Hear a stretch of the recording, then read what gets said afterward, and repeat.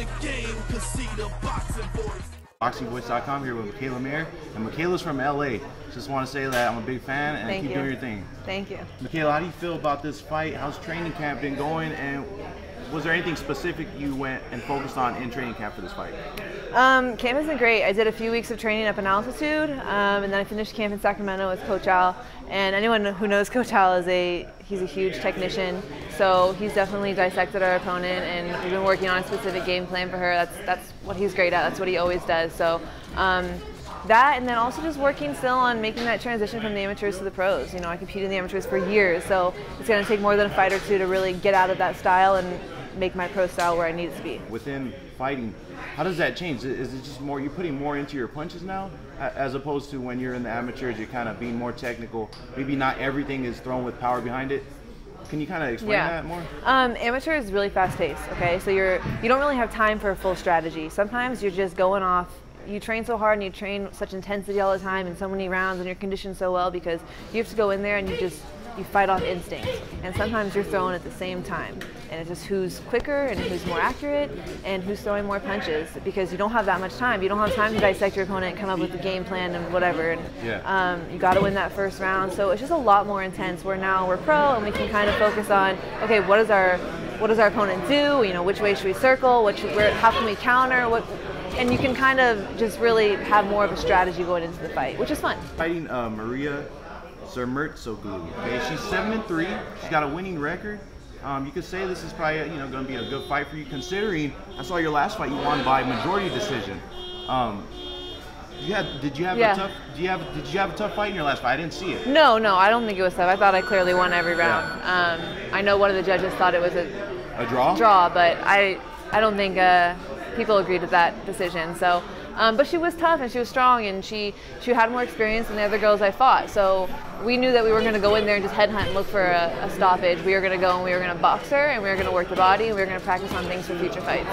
Interesting. So how do you feel about your opponent, Maria? Have you seen film on her?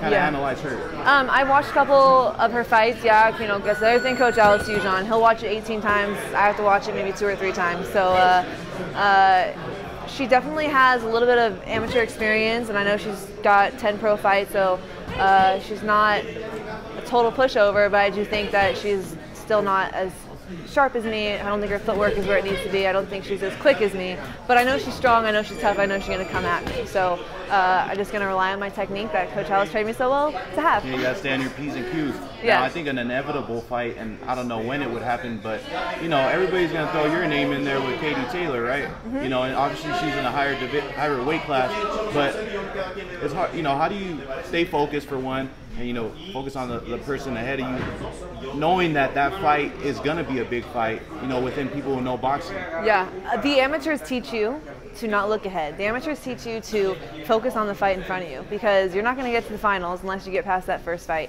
And that was something Billy Walsh, who was her coach too, we shared the same coach because he came to America. He was big on that, and he wouldn't even tell us the next person in our bracket. He's like, you don't need to worry about that person because you're not going to fight him unless you beat this person. So I just kind of adopted that mentality, and I focus on what's in front of me, and I know that when that time comes, I'll be ready and prepared. It's a ways away, so I know I'll be a different fighter by then. Interesting. Thank you so much, Mikaela. Appreciate the time. Thanks.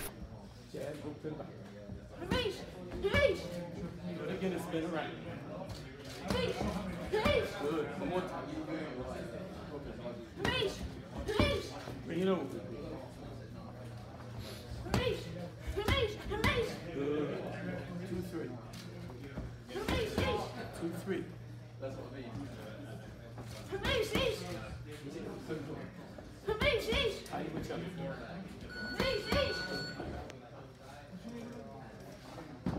Don't forget to subscribe to the YouTube channel and click on the notifications right here, this little bell, so you can get those emails every time we go live.